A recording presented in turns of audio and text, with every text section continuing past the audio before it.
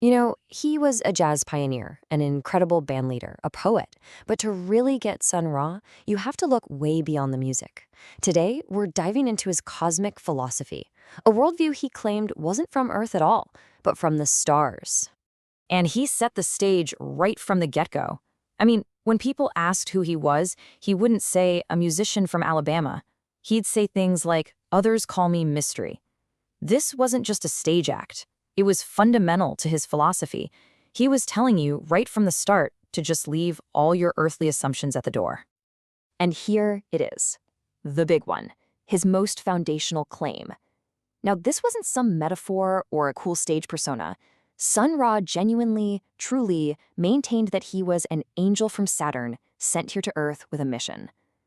Honestly, if you can wrap your head around this one idea, it's the key that unlocks everything else he ever talked about. So, okay, if he was on a mission, what exactly was it? Well, that brings us to the first major pillar of his whole philosophy, his role as a cosmic messenger. He wasn't here just to play some tunes and entertain people. He was here to deliver a very specific message. And he was super specific about what his job description was.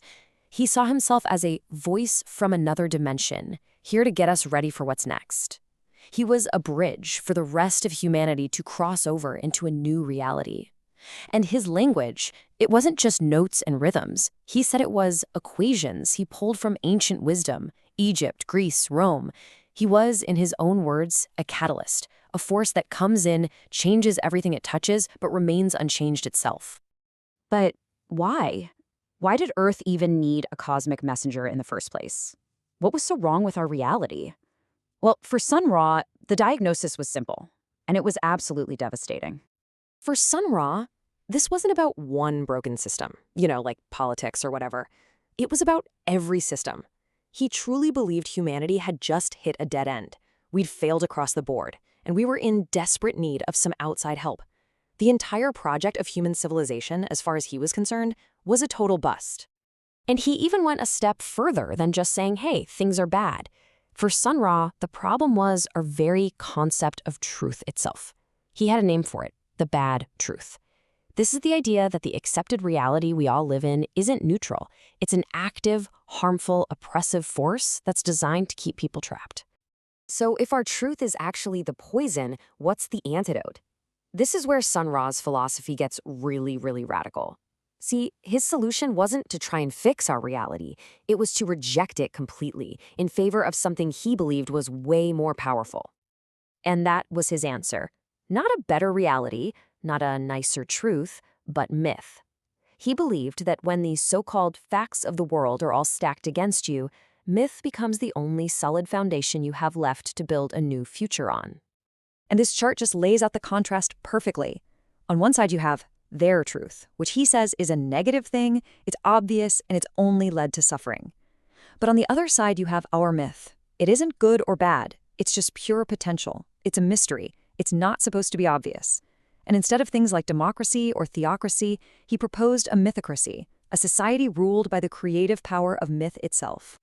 And then he applied this idea directly to real-world power structures. In his view, Western society was built on a powerful myth, what he calls a lie, and, they created entire civilizations to show for it. But he argued Black people had been forced to live in the bad truth of their oppression, and as a result, they had nothing to show for it.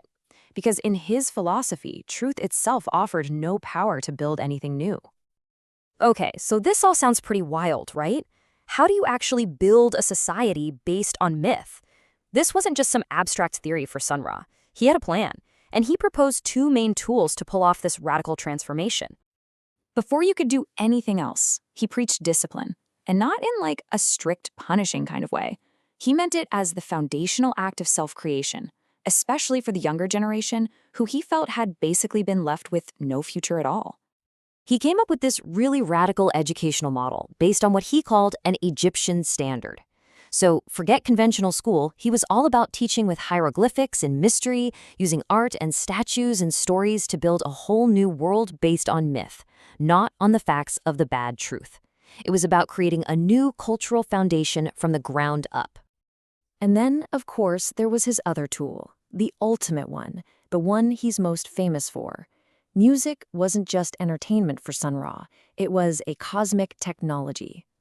He saw music as this universal language that speaks directly to the creator, to the universe itself. He actually believed that the chaos here on Earth was a direct result of the music being played, that our music was like a spiritual barometer for the whole planet. And crucially, he saw every single person as an instrument, playing their part in this vast orchestra of the cosmos. All right, so where does all of this lead? You've got a new myth, a new discipline, this cosmic music. What's the endgame? What's the ultimate goal here? Well, that brings us to Sun Ra's most ambitious, most mind-bending concept of all, the creation of an altered destiny. And this is it. We're at the final sequence in his grand plan, and it all kicks off with a single, incredibly radical instruction. You have to listen closely here because this is the first step in his whole master plan. You must consider time to have officially ended. To create a new destiny, he argued, you first have to step outside of the timeline that trapped you in the first place. You have to start operating in a dimension where past, present, and future are no longer holding you back.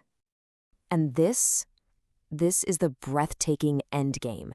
Sun Ra's ultimate vision was to use music, those cosmic vibrations, as a kind of spiritual technology to literally, physically teleport planet Earth to a new location in the cosmos, to move us to an altered destiny that exists on the other side of time.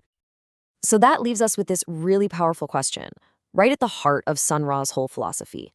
When the truth you've been handed is nothing but a trap, is the only real path forward to just invent a new reality from scratch?